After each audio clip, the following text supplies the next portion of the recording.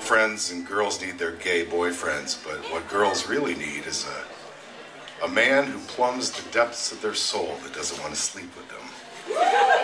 And that's why we do this. And I'm the sensitive one. I sit on the couch and I cry with the ladies and I hold their hand and I ask them, how are you, honey? But this doesn't have anything to do with that, I can assure you. This joint is called the conundrum of choice. Choice is defined by Webster as the art of choosing. The word is thought to have first been coined in the 13th century, its derivation Anglo-French or possibly Germanic.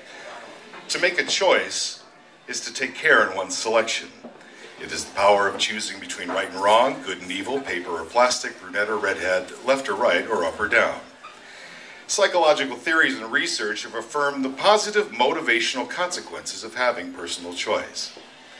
These findings have led to the popular notion that the more choice, the better, that the human ability to manage and the human desire for choice is unlimited. When you have made a choice and decide to do nothing, you've actually chosen to do nothing. There are lots of quotable quotes penned about our choices in life. In all things moderation, from the Latin ne quid nimis. Yes, that's it. Let us be moderate in our choices, shall we? Choice is the opiate of the masses. The collective gluttony and sloth of modern American society has made us unbelievably entitled, for we believe we deserve unlimited treasure and unbridled freedom of choice. We think we deserve A through Z, but friends, what we really need to do is embrace A through C. Choice is sublime when conducted in the privacy of one's home, arranging one's iTunes playlist and your 20,000 songs to play in exact order of mood, tempo, and lyrical meaning. It is the perfect location to affix 75 Home Depot color swatches to the living room wall and stare at it for hours. A wife breathlessly enthralled with the 75 gradients of taupe. A husband quietly contemplating the perfect murder. Choice in the public square should be truncated. It should be choked, abridged, and neutered. So number we to narrowing down our collective decisions that when we are given the choice of a mere 2 presidential candidates, we almost invariably choose incorrectly. There are 300 million Americans, 100 million smart people, 50 million incredibly gifted folks, 25 million douchebags, 158,000 brilliant leaders, yet we choose a Bush, not once, but twice. And when Jed runs, it shall be thrice. Why at a restaurant does your table mate say, "May I have the chicken marsala," when they have no intention of eating that specific entree? You wait and you pray, please, please order chicken, wine, and mushrooms, for that is chicken marsala. But the inevitably exercise choice, and they say, can I get it without chicken and can I have tofu instead? What kind of mushrooms are in the entree? If you did not want the fucking chicken marsala, why did you choose it? And then we hear the great coup de grace. Can you make it without butter? No, you cannot have it made without butter, you vapid, empty Pollyanna Mill Valley housewife.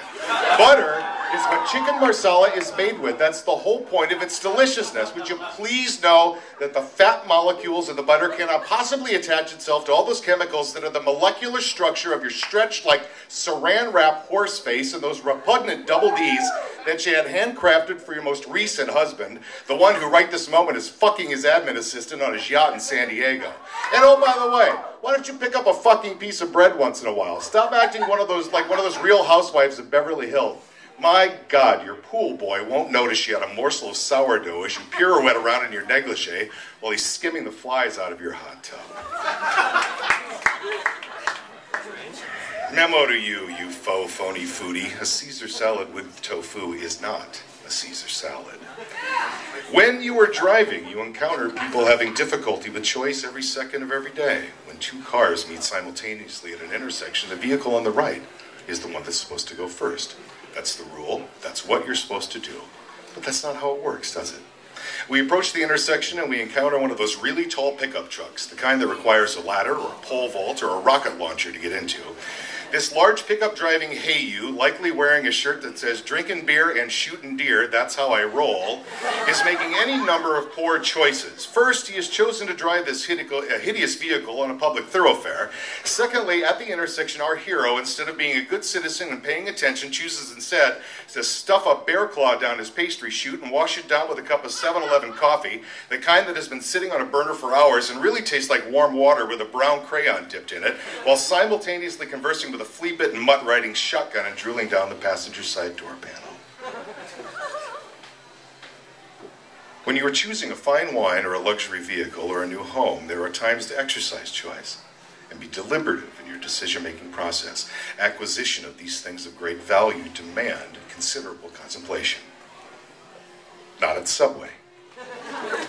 Why can't you simply get the ham and cheese with lettuce and pickles and get the fuck out of line? This is Subway, a multinational corporate behemoth who employs alarmingly old individuals who speak English as a fourth or fifth language, paying them 12 cents an hour to stand there while you consider your 476 condiment options.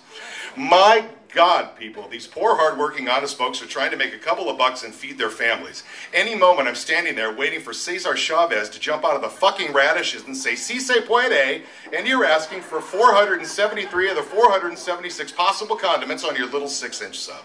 Really? Really? It's not a delicate souffle at a 5-star restaurant. It's a fucking Subway sandwich.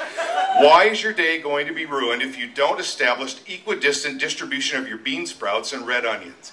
And why are you insisting that they put salt and pepper on the sandwich? The shit's already laden with enough sodium to fill a Caltrans truck. You can de-ice the entire fucking village of Pollock Pines with a 12-inch meatball.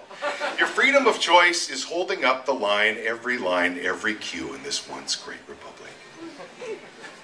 We now take you to that olfactory overload known as Bed Bath & Body Works.